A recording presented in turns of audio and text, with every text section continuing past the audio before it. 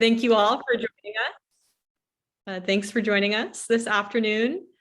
I'm Jessie Ebersol. I'm the WATESOL president, and it is my pleasure to introduce Alex Tang for his workshop titled Examining ESL, EFL Teachers' Attitudes and Perspectives Towards World Englishes. Alex Tang is an adjunct faculty in the Basic and Transitional Studies Division at Seattle Central College.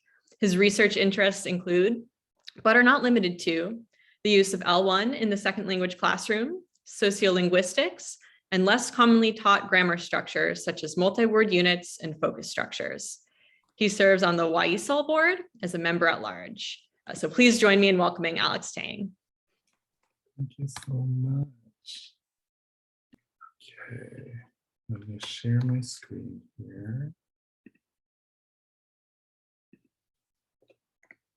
All right, pleasure to meet everybody. Oh, and Jessie, would it be possible to share my screen? Yep, sorry about that. I just made you a co-host. Should have done that earlier, but you should see the permission now to be able to do that. Thank you. All right. I'm going to take 3 deep breaths so that my heart rate goes down.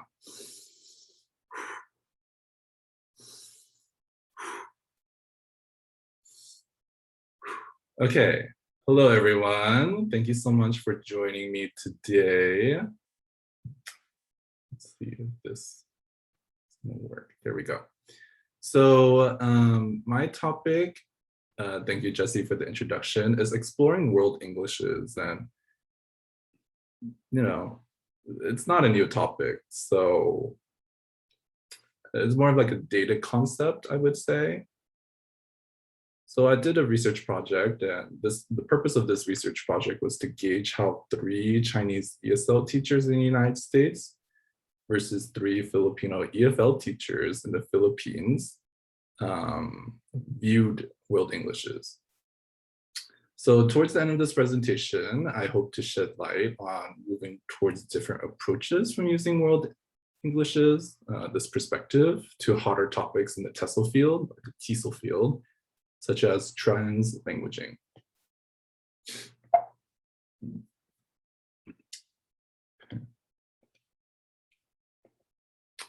All right, so here is the roadmap or the schedule for today.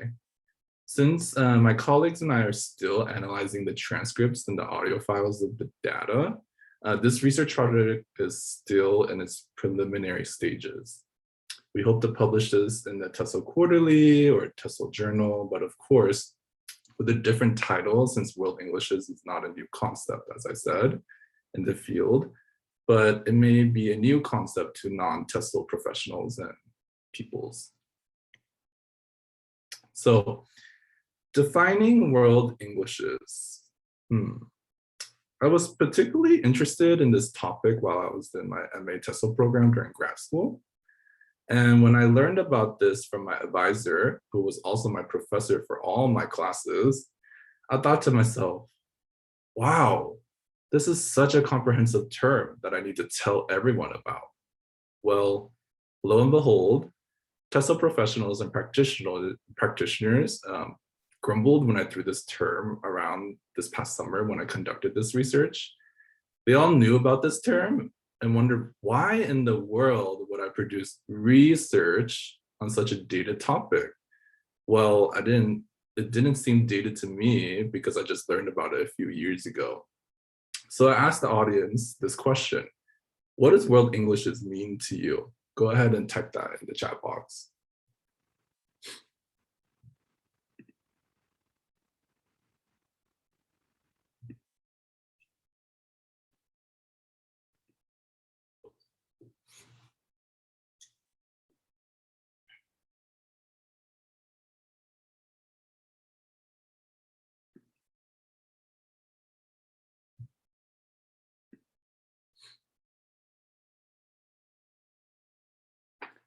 I'll give everyone maybe 1 or 2 minutes. Okay.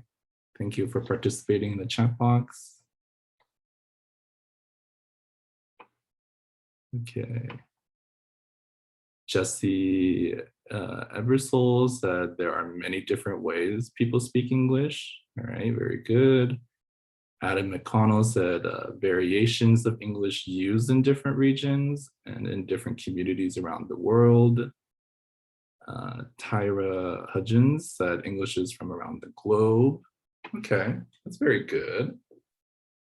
Paula Alcazar said varieties of English. All right, very, very good.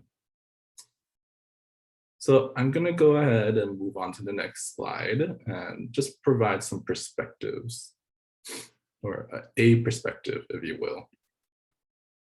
So the framework and definition of world Englishes refers to different forms and varieties of English used in various sociolinguistic contexts in different parts of the world. So here, I'm going to show you this graph.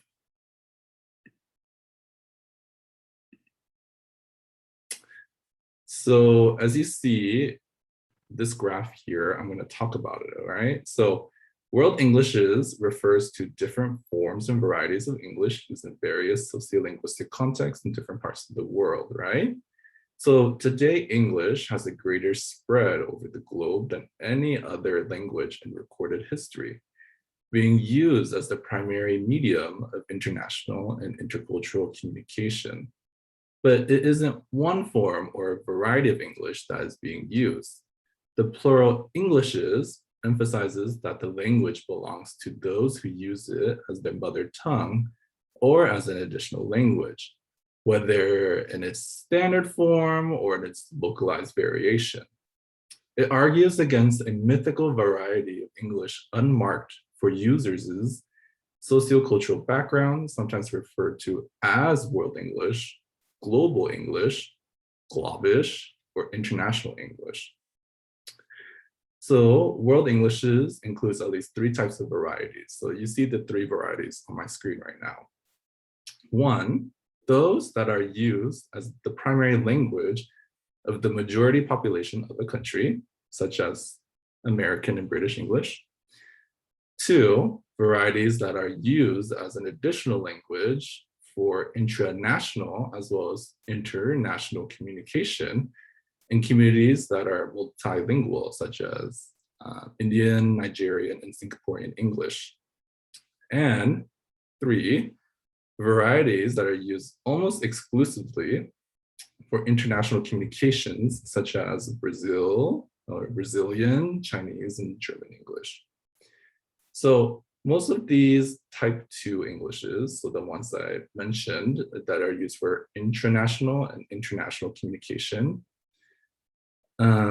resulted in the colonial imposition of the language in various parts of the world. Presently, there are more users of the type 2 and 3 varieties of English than of the first type, and it's primarily they who are instrumental in its further spread. So where was this term coined? So the term World Englishes was introduced by Bra B. Kashru and Larry E. Smith in 1985 when they began to edit a professional journal and insisted upon the term for the title. The concept is now used by researchers, students and teachers of language, literature, and the methodology of English teaching, and increasingly by those in international trade and tourism. However, these 3 circles aren't really intact anymore, I would argue, and they're kind of leaking into each other. So with the internationalization of English, some of these expanding circle countries that are listed in here are moving towards like the outer circle, which is kind of connected to the inner circle right here. So for example, my father is from Hong Kong, and Hong Kong was colonized by the UK. So would it be considered an outer circle territory? Because English is the standard language, it's one of the official languages in Hong Kong, the other one being Chinese. So, you know, the classification of these circles or these types, if you will, is kind of dated right now. So hopefully I can convince everybody later in this presentation what I mean about that. All right, so just to transition away from defining world Englishes, I'm going to go over the objectives of my research project. All right, so the objective of this research project, as I mentioned, is to examine ESL teachers in the United States and EFL teachers in the Philippines' attitudes and perspectives towards world Englishes. These two groups were of interest since the researchers wanted to observe and investigate minority teachers and their identities as non-native English-speaking teachers, NNESTs. So here are the research questions that we came up with. We wanted to dive into deeper, critically thought out answers to each of these questions. It was important that the researchers of this project considered each participant's perspective on world Englishes personally, professionally, and in the classroom. So for myself, I am teaching an intermediate high ESL class to adult learners, and I dedicate a week in the quarter to talk about this concept, and I contextualize the world Englishes perspective by asking if they've heard this term before, what they know about world Englishes, and then I ask them if they've ever heard of the term standard English before, and they all naturally nod their heads. But when I ask them who invented this term standard English, they scratch their heads. So here are the three research questions. Number one, how do non-native ESL, EFL teachers perceive world Englishes on a personal level? Number two, how do non-native ESL, EFL teachers perceive world Englishes as a teacher of English? Number three, how do non-native English-speaking teachers address world Englishes in their classrooms? All right, so the literature is quite vast on this topic of non-native English-speaking teachers and their treatment or perceptions as non-native English-speaking teachers.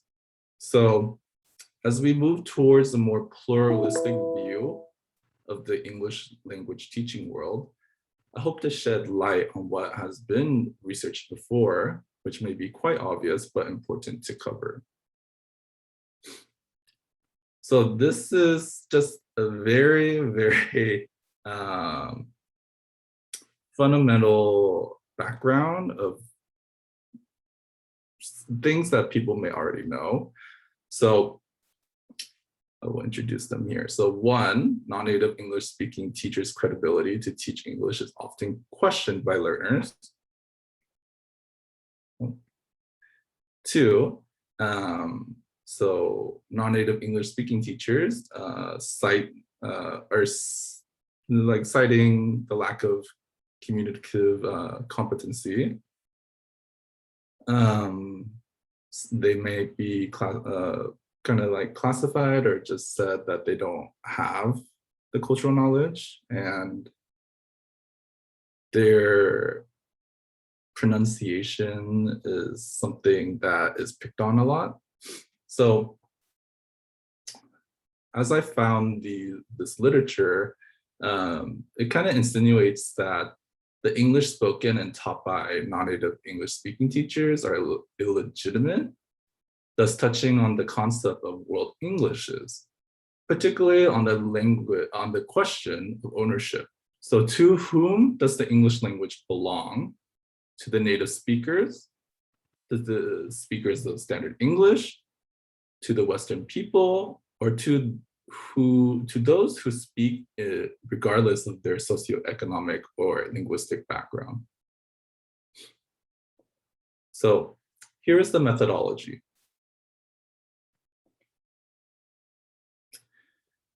So this research project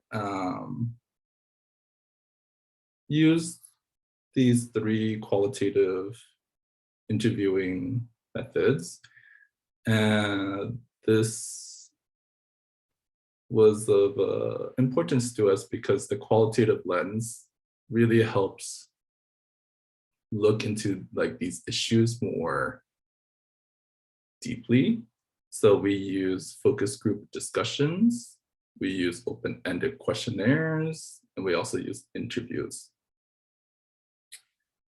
So as you see here, we only had 6 participants, and I wanted to keep that to a very low number because, you know, when people start talking, when you do qualitative interviewing, you have to write down a lot and you have to record a lot and transcribe a lot in order to have data that is research worthy to publish.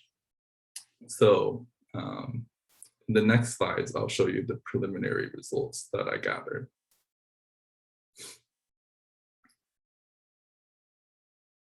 So as you see here, here's the comparison between the ESL and the EFL teachers, all right? So go ahead, read this for about, what, 2 minutes? And then we can go ahead and guess which side is ESL teacher responses and which side is EFL teacher responses.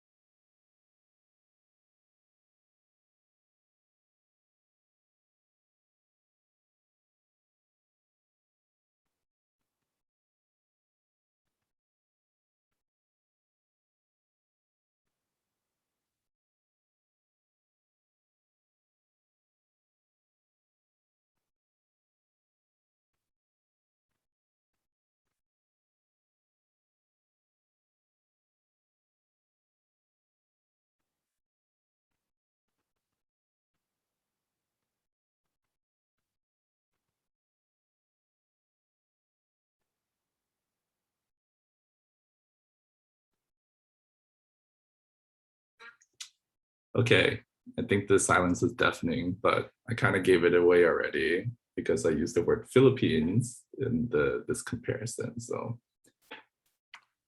here we have the ESL teacher response and the EFL teacher response. So I'm going to read these out loud. So in the ESL teacher response, what I collected, we have to look at history and why English was chosen as an international language. Now, this person who I interviewed for this research project brought up a really good point. If I recall correctly, Russian was used a lot for science and technology decades ago. English was soon introduced because people could understand English better than Russian because Russian was, the orthography is more difficult to get a grasp of, right? Whereas English is using mostly what? An alphabet system. It's basically an alphabet system from the Greeks, from Greece. And I thought it was really interesting because back then, there were so many languages out there that people wanted to pick up.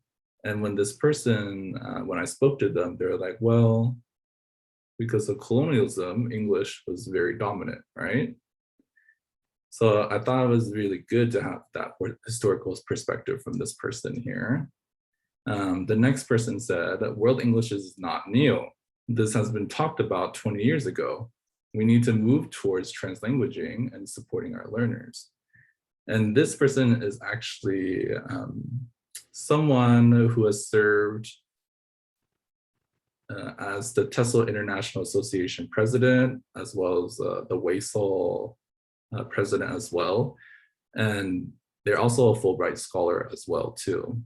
And they gave me a really good perspective of how, if I were to proceed with this title with the word world Englishes in it and to submit this research project in paper form, no one would probably want to even bother reading it because world Englishes has been talked about so much that there are other hotter topics such as translanguaging, and that should be looked at now. And the last person on the ESL teacher response side said, I remember this term in graduate school, but I never thought about it afterwards. Well, is world Englishes really talked about? It's more of like a historical linguistic term. Historical linguistics is important to cover while you're in graduate school when you're getting applied linguistics or a TESOL degree. But after graduate school, you don't really talk about this anymore. Now on the EFL teacher response side, I really loved all these responses. So my counterparts in the Philippines are collecting all this data. I wish they could be here right now, but it's like 2 a.m. in the Philippines. So I'll just summarize what they found. So on the right side of the screen, 3 quotes here. It is important for the Philippines to look at world Englishes and how we can implement this into our teaching pedagogies. The second response, we conform to standards of white people when we teach English, and we prefer American or British accents when we learn or teach English. And the third one, equal pay for non-native English speaking teachers, and NETS, which stands for Native English Teacher, should be a policy for any company or university in the Philippines. We must,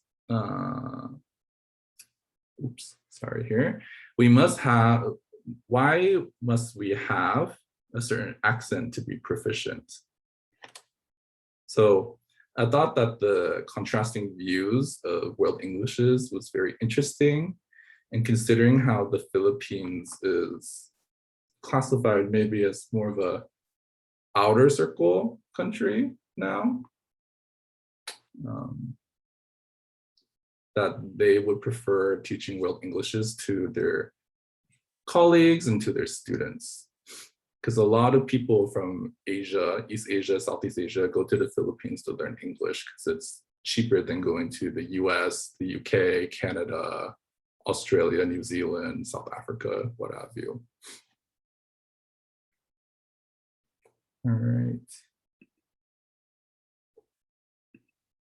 All right, so I'm getting towards the end of my talk, if you will. So I'm super excited to talk more about what we discovered after conducting our interviews, focus groups, and questionnaires. So these were kind of the emerging themes here. So we hypothesized at the beginning that a more accepting view of world English's perspective is emerging from Filipino EFL teachers. And I was hoping that Chinese ESL teachers in the US would have a similar perspective, but they're kind of done and over with it already.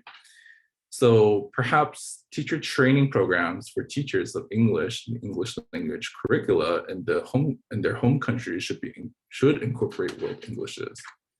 So as we saw on the prior slide, translanguaging is very, very important. I'll just summarize here what I found on translanguaging. So translanguaging is the act performed by bilinguals of accessing different linguistic features or various modes of what are described as autonomous languages in order to maximize communicative potential. Number 2, more pluralistic views of English proficiencies. There are different types of Englishes spoken around the world. We need to see people for who they are and what their beliefs are when they use different English varieties. And number 3, avoiding the distinction of non-native English speaking teachers and native English teachers. So the notion of classifying someone as a non-native English speaking teacher or native English teacher, or even a non-native English speaker versus a native English speaker is rooted in colonialism and racism. Why must we continue this trajectory? ESL classes should be classified as ESL classes, for example. So ESL stands for English for speakers of other languages, right? So I wanted to end my talk, if you will, by a quote from Dr. Malta's book, Race, Empire, English Language Teaching, Creating Responsible and Ethical Anti-Racist Practice. So I'll let you read this for about 2 minutes, and then I'll wrap up my presentation. Well, this is kind of like the last slide already, so go ahead and read this.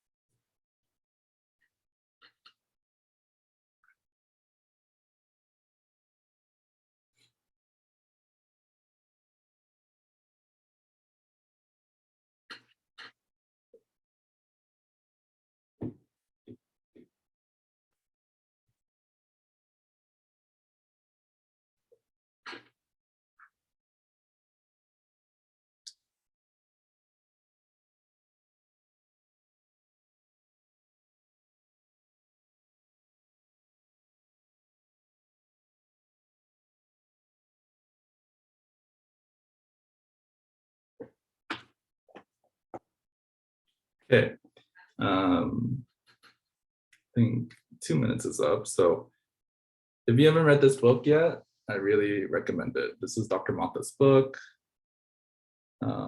She goes into deeper level thinking when we think about terms like world Englishes. And I wanted to read one more quote from here. So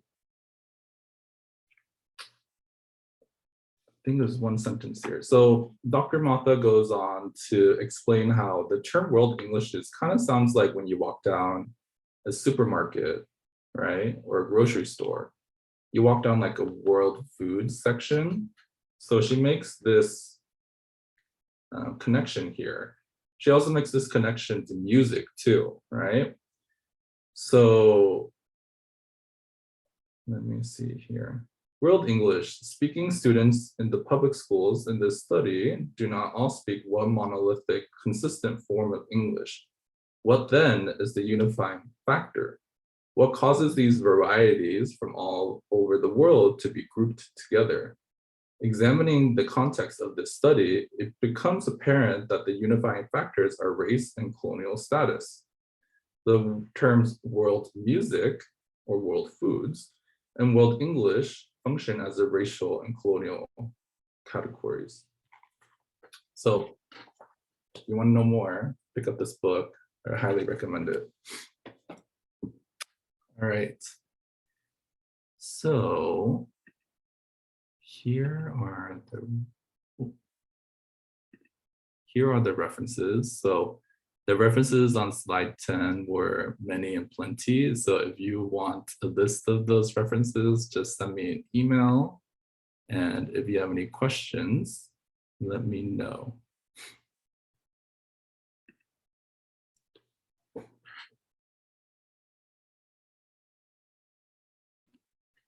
Thank you, Alex. And yeah, we have plenty of time if anyone has any questions. I don't know if Alex, you prefer people put questions in the chat or just call them out. Oh yeah, just unmute yourself and go ahead and ask questions. I'll try my best to answer the ones about my counterparts in the Philippines, but I'll definitely have a better understanding of the ESL, the Chinese ESL teachers in the US.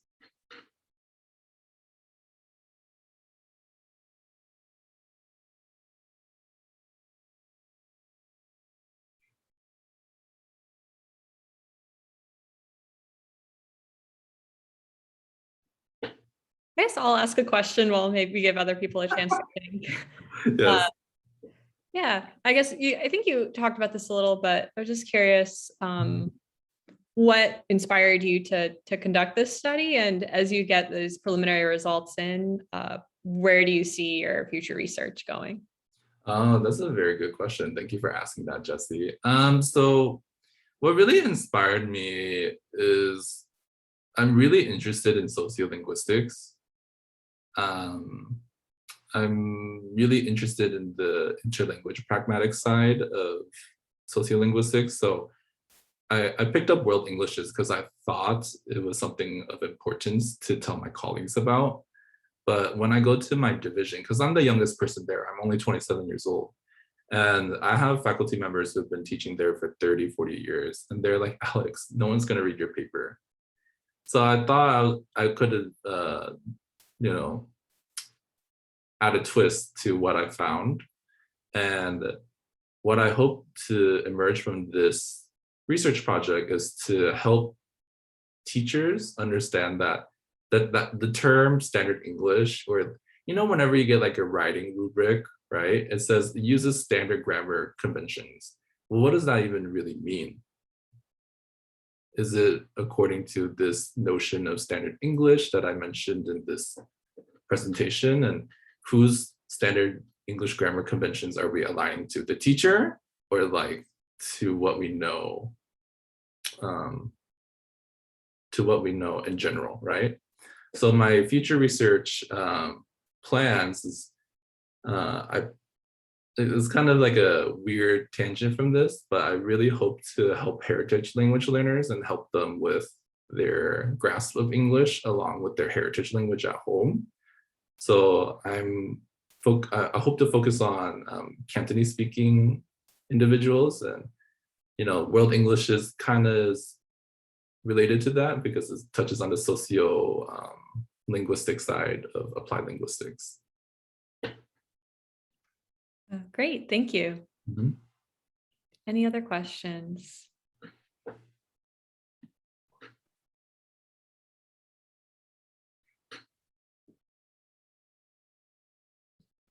Don't be shy. You can ask questions. I don't bite, okay?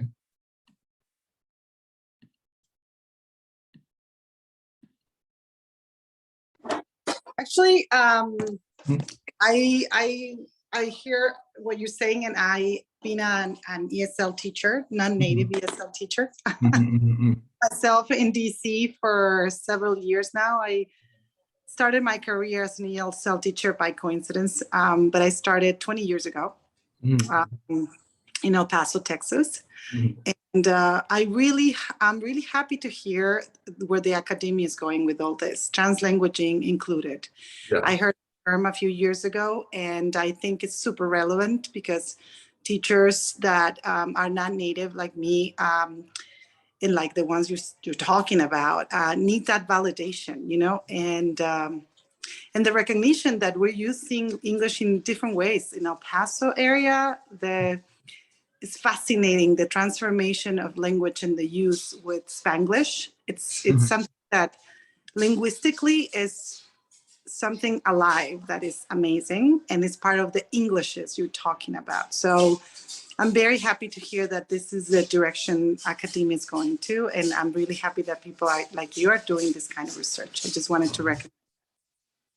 Thank you so much. Your kind words warm my heart because as I said, my father's from Hong Kong, and Hong Kong English is very weird because they use UK English terms and they nativize it into how they would use it in Cantonese grammar.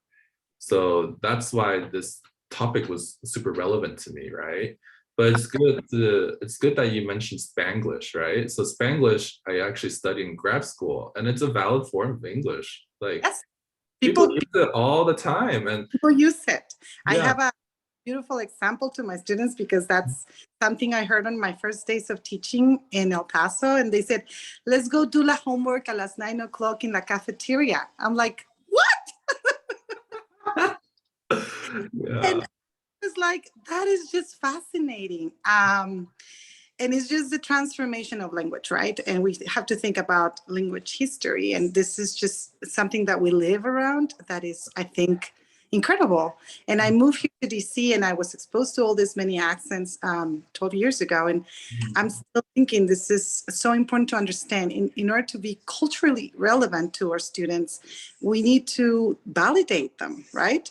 And validate the teachers that are not native speakers also. And I think that's just fantastic. Thank you. Thank you. Yeah, I think what's really important emerging out of this presentation is, when we look at the sociolinguistic factors that are tied to world Englishes, we need to also recognize the L2 pragmatics, right? So we need to equip our students with pragmalinguistic tools of how to use language, and also provide the socio-pragmatic knowledge as well, right? Because those two go hand in hand. And when we think about standard English, what does that even mean? And when we connect it to world Englishes, like that term is, I would argue, very dated. And, I'm glad that academia is moving towards translanguaging, but. Absolutely.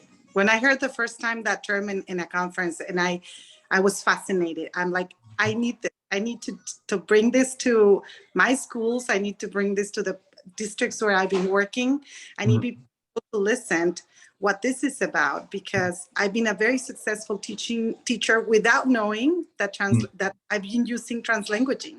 Exactly. And it's an extraordinary tool to with my students and to make them succeed, and be motivated. So yeah, and myself, I have my son who was born here and who, corrects my accent. And I was telling him, he's been hearing you because I'm at home, and we're having a great discussion about this. He's 11 years old. So I'm glad that the new generations are exposed to this, and that, you're living in the kind of world that you're living now. I'm very happy. Thank you again. Thank you. Yeah. I think it's like this conversation we're having, because when I was in elementary school, I would correct my mom all the time with her English. Now I think about it, I'm like, I don't think I understand what my mom's saying. Other people outside the household understand what my mom's saying. I think people are very nice to, second language speakers of English, and we shouldn't go about and try to correct every mistake we can. It's okay for people to make mistakes, because if they don't make mistakes, how do they learn in their language? Exactly. And I do tell my students, it's beautiful to have an accent as long as it's clear. So just work on that, because it tells who you are. And I tell my, and he told me right now, I wish I was as proficient in Spanish as you are in English, Mom. So I do that, right? And I said, well, in practice, like I do, just it's part of modeling. And yeah, I don't want to keep on going because I know we're out of time, and I want to go to the next session. But thank you so much again. This was an excellent experience. Oh, thank you. Let's follow up, Paula. We will. Thank you. Thank you. All right. Any other questions here? Comments, if you will.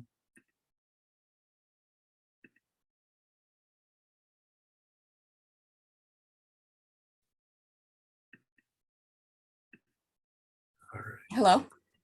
Oh, go ahead. Go ahead. Hi.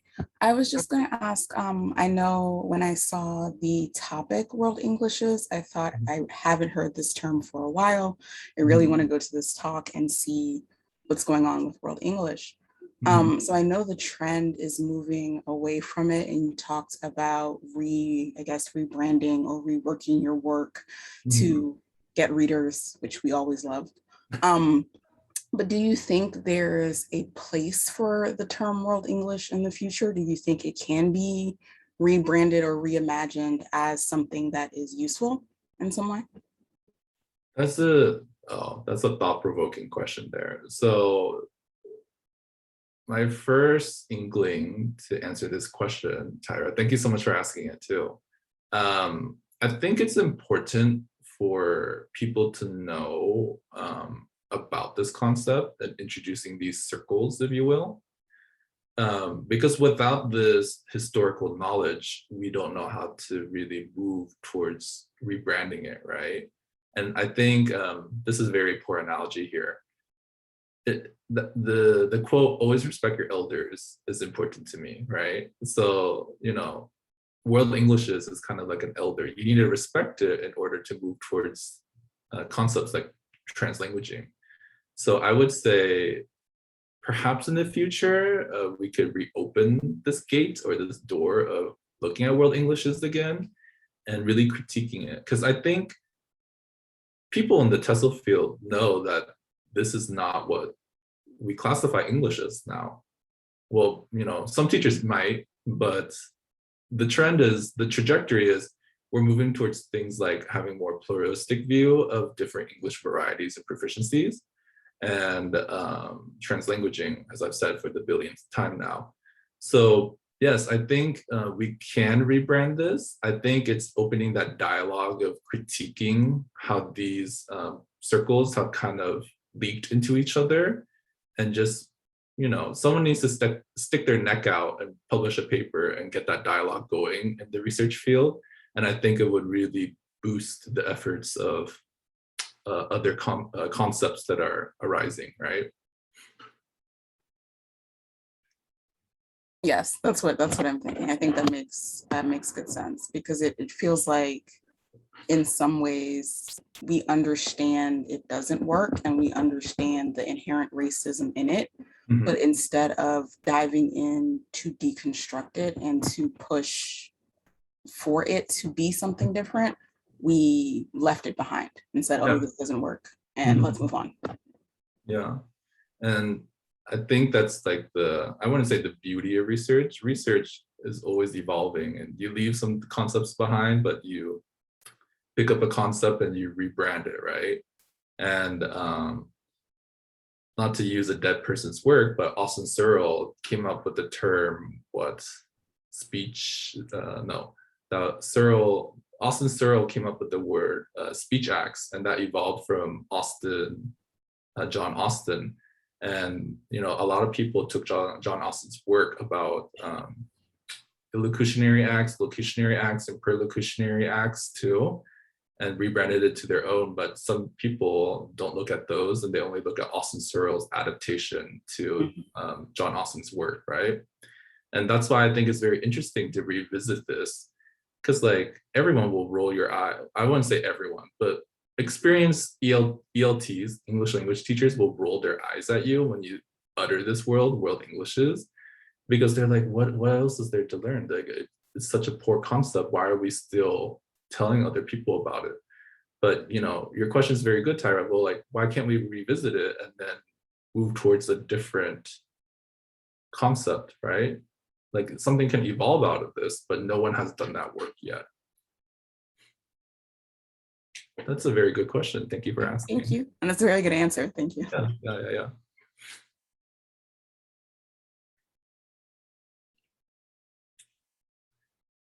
Well, I'm going to keep the slide up here. If you would like to contact me, my email is just my first full name, alexander.tang@seattlecolleges.edu. I welcome you to send me an email. We can continue this dialogue offline. But I want to give the floor back to Jessie because she needs to prepare for the next presentation. So thank you, everybody.